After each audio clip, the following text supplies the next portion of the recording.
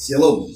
Firman Tuhan hari ini dari Galatia 5 ayat 13. Saudara-saudara, memang kamu telah dipanggil untuk merdeka, tetapi janganlah kamu mempergunakan kemerdekaan itu sebagai kesempatan untuk kehidupan dalam dosa, melainkan layanilah seorang akan yang lain oleh kasih. Demikian firman Tuhan.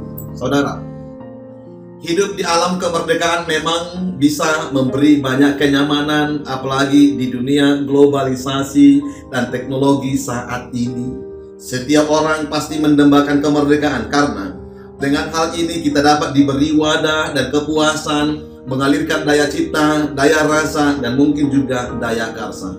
Tetapi, saudaraku, kebebasan dapat berubah menjadi kebablasan apabila dalam hubungan sosial tidak ada lagi wujud hidup saling menghargai. Kebebasan manusia merupakan suatu potensi, tetapi akan menjadi sebuah krisis apabila tidak dibatasi oleh aturan dan tatanan nilai kebenaran. Kalau berbicara tentang kemerdekaan sejati adalah kita telah dilepaskan. Kita dibebaskan oleh Sang Penebus, yaitu Yesus Kristus. Maka hari ini kita dipanggil untuk merdeka. Kenapa? Karena kita dilepaskan dari lumpur dosa. Kita bebas untuk memuliakan Tuhan. Kita bebas untuk berdoa. Kita bebas untuk memberitakan firman Tuhan. Saudaraku, lalu apa arti merdeka itu? Kita merdeka artinya kita tidak lagi dikuasai dan dibelenggu oleh dosa.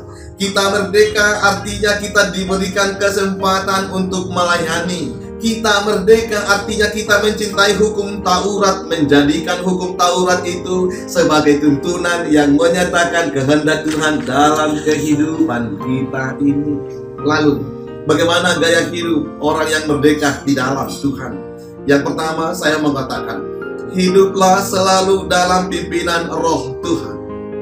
Dalam Roma 8 ayat 13-14 dikatakan bahwa kita ini adalah orang yang berhutang, tetapi bukan dalam daging, melainkan dalam roh.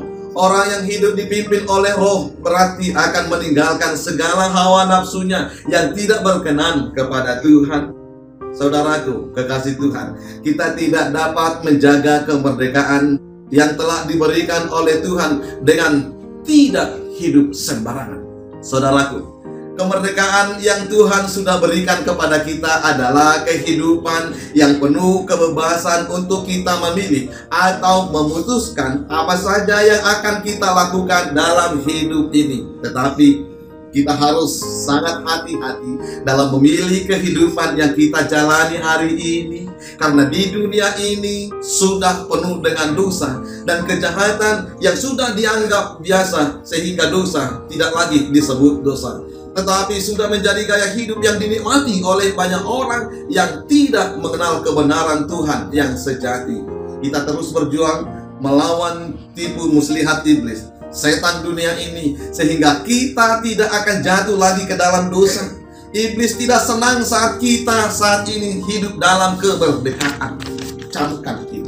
Karena itu saudaraku, Efesus 6 ayat 12 mengajak kita juga, mengatakan sebab perjuangan kita bukanlah melawan darah daging, melainkan melawan penghulu dunia yang gelap. Karena itu saudaraku, berjalanlah bersama Tuhan yang akan memimpin kita dalam kemenangan dan kemerdekaan kita hari ini.